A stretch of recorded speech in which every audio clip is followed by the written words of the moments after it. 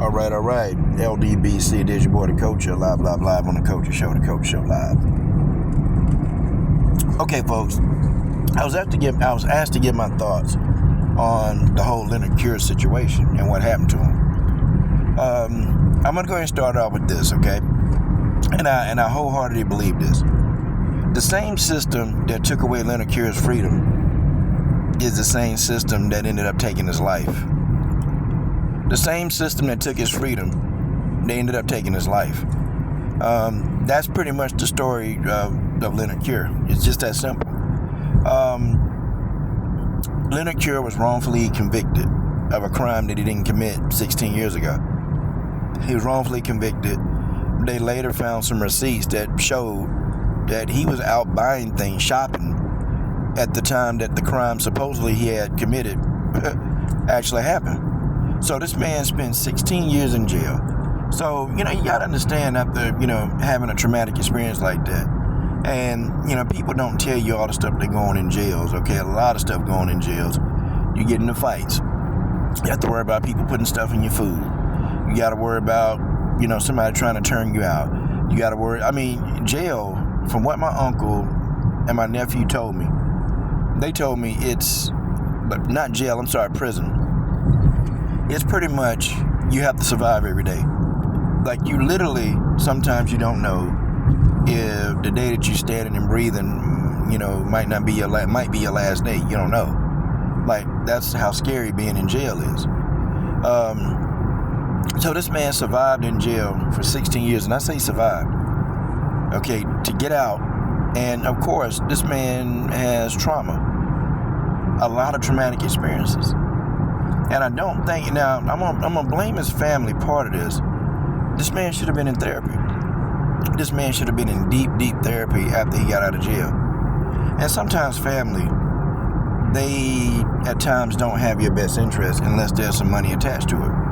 Now, I know I'm gonna turn some people off with this because, man, don't talk about the family. They grieving. Well, okay. I'm giving you my thoughts, okay? I was asked what my thoughts are.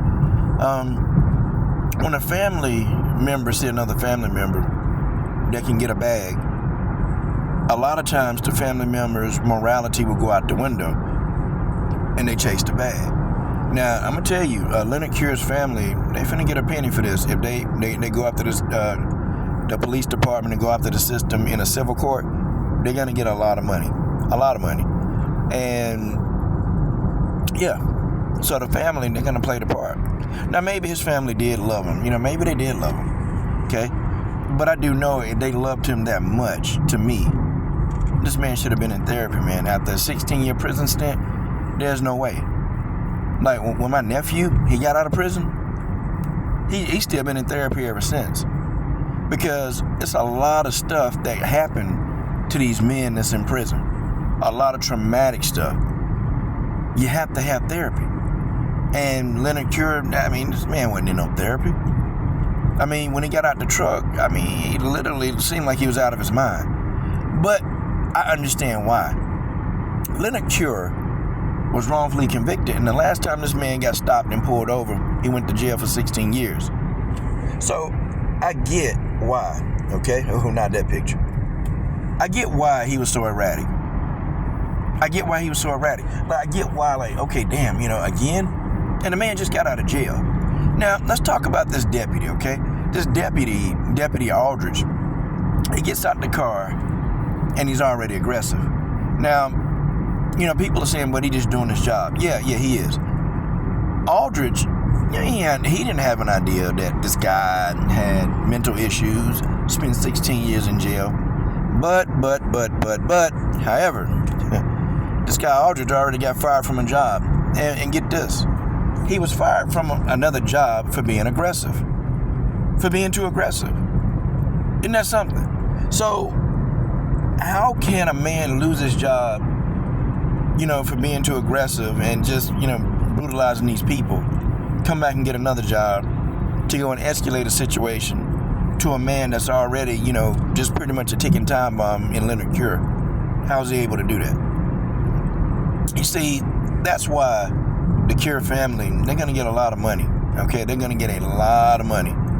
They're going to get lots of money for this. And first of all, Aldridge, he gets out the car, and he's already just a hothead. Okay, no, yeah, he's doing his job. Oh, he's doing his job, but it's the way that he came out, man, aggressive. So you gotta imagine, man, like at this point, Leonard Cure's already being tased. You kind of have to imagine, man, if you're Leonard Cure, you're thinking, damn, okay, here it is again. Okay? Now, in the deputy's defense, okay, now maybe I can understand, okay? And I'm trying to give y'all it from all points of view. This man was going 100 miles an hour. And when you're going 100 miles an hour, okay, you can damn sure kill somebody. Y'all ever seen some of them interstate wrecks where these people are driving? Or, I even seen one the other day where 2 people were drag racing on the highway. And one car tried to avoid another car, and he hit the front end of the other car when he was trying to pass him. So, I guess they did like a pit. It actually created a pit maneuver in the other car, and the other car flipped over. Got killed, died. 2 cars drag racing. So, you gotta, I guess from the deputy point of view, man, this dude crazy, speeding. And the deputy seemed emotional as hell, got out the car, and was already angry. And I get it, you going 100 miles an hour, you could have killed somebody. But you're a police officer, you took an oath, and you're supposed to approach the situation calmly. You're supposed to. Okay, this guy, he didn't violate his protocol, but he escalated a situation that didn't have to be escalated. When you look at this police interaction right here, I'm looking at it like this didn't have to be escalated. It didn't have to be. Like, this guy, Leonard Cure, could have left with his life. And I'm telling you this man could have left with his life. And I hate to say it, and people can get angry at this, but my opinion was asked, and I'm going to give you my opinion. I believe in Leonard Cure would have been a white guy, probably would have lived. And I say probably, okay? Probably would have. It's just this deputy got out the car and immediately, just aggressive as hell, like, God, dog. Like, what you aggressive for? And, they say this guy got an authority complex. Like, whoa, okay. So you get this dude who already got a complex, who already, like to be rough and aggressive with people. You get him out here, and the first thing you do is get out and just aggressive. Now, mind you, I said that the guy was going 100 miles an hour, and then probably may have thought something else. Now, okay, let's talk about the events that led up to the shooting, okay? He was given, Leonard Cure lawful commands that Leonard Cure obeyed some of them and didn't obey, obeyed some and didn't obey the other ones. Told him to put his hands on the truck. Okay, he did that, which he's doing right here. Then Leonard Cure just started, like, moving around and acting, like, really crazy. Like, just sporadic. And then, the guy shot him with a taser. Okay? All right, cool. Shot him with a taser. I get it. You trying to, subdue the man. Remember, this could have all been avoided if this deputy would have kept his damn cool. So Leonard Cure gets all in his, and, he's escalated. The deputy's escalated. And so then they start tussling. Now, when, I don't care who you are, a civilian, especially if you're a black man, and if you put your hands on a police officer, they're going to shoot you. I don't care what you say, what you do. If you put your hands on a cop, they're gonna shoot you. Now, the court of law, to keep this deputy out of jail, okay, they're going to see that the cop was doing his job. They're going to say, hey, he shouldn't have escalated this, and he shouldn't. But when you look at this, he's actually doing his job. Was he doing his job, like, to the best of his ability? No, he was doing a shitty job at his job. But nonetheless, he was doing his job. And I got to say that because you got so many sensitive people. I'm just telling you what I see. He was doing his job. Should Leonard Cure have complied? Probably. Do we understand why Leonard Cure didn't comply to some of those commands? Absolutely. Absolutely we know why he didn't comply. We know exactly why he didn't comply. The man's already did 16 years. He thinking, I'm finna go back to jail. To go back to that hell. And please, prison is hell. I don't care what anybody tell you. I don't care how many videos that these prisoners make on YouTube cooking up honey bun cakes and all this other mess. Prison is hell. Okay? And don't let nobody tell you that it's a place that people are just in there doing, man, that place is hell. And if you get out of there and make some of yourself. And if you're not mentally damaged, then you lucky. But that man didn't want to go back to jail. And he was willing to fight and die. He'd rather die than go back to jail, and that's what he did. Leonard Cure died before he went back to jail. That's what happened. The deputy was doing his job. He was just doing a terrible job at his job. And because this man did such a poor job at his job, he got this guy killed. Could Leonard Ellaby have, Leonard Ellaby, can Leonard Cure have, calmed down? And yeah, he could have. And probably should have. But I go all the way back to his family, okay? Was this guy getting the mental help that he needed? Don't seem like it. Was he really being treated? Because it starts there when you get out of jail. So I think everybody got a little bit to blame in this man's death, even Leonard himself. But the people who are the most to blame, okay, is the system. It's the system. You see, they tell us to respect police, listen to the police. The police are here to protect and serve. They tell you this. In your whole life, you hear this.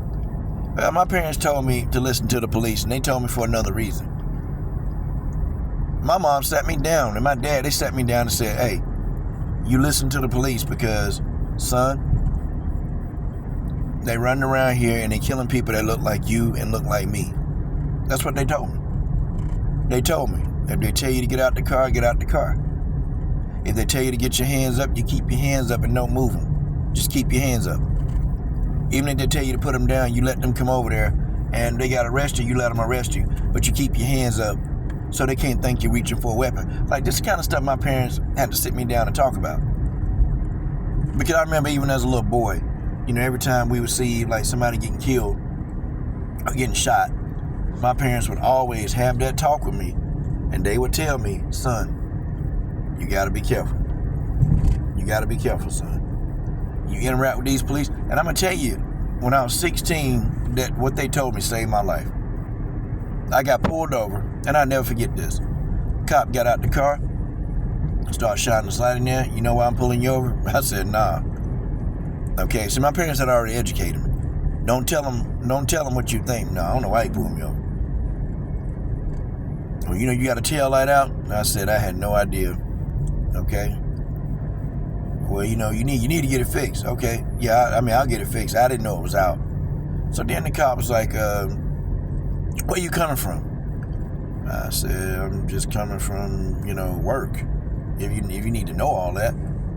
Then he said, well, what you mean if I need to know all that? I said, yeah, I'm coming from work if you need to know that. I said, you pulled me over for a taillight, right? He said, yeah. And then, don't get smart with me. I said, oh, hold on, man. I ain't getting smart. I'm just telling you, I didn't know the taillight was out. So shouldn't you just give me a ticket for it and then, I go get it fixed? So, he kind of just walked off, slammed his car door, and got out the car and told me, hey, this is just a warning. This is a warning. Okay, then, gave me the warning ticket. Then he said, hey, what you got in the back of your car? I said, nothing. There's nothing back there. You mind if I look? And I said, yes, I do mind. So then, I told him, hey, you wasn't looking in my car. So tells me to get out the car. So I get out the car. Okay, cool. I get out. He goes, I'm going to search this car. I said, go right ahead. I just get some money. And I did. I had a little settlement. But, it's neither here nor there. You kind of have to play the game. That's what my mom told me. And my dad, you got to play the game because you're going to get killed. And my dad used to always tell me, you can't fight a police officer. You can't fight him on the street. You can't win. He said, you beat him in court. He said, you comply with everything. They told me unless they're doing something unlawful, don't let them search your car. He said, you tell them no, and then if they do it anyway, he said, you finna make a whole lot of money.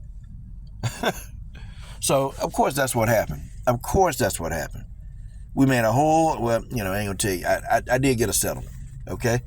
But that's the thing, okay? You were taught at a young age to respect police, and, in a black home, you better listen to what they say. You better listen to them, okay? Because they can end your life, they can take everything from you and blah, blah, blah. So I heard that, and it saved my life. Leonard Cure was a victim, and I say it again, of the system that took his freedom and took his life.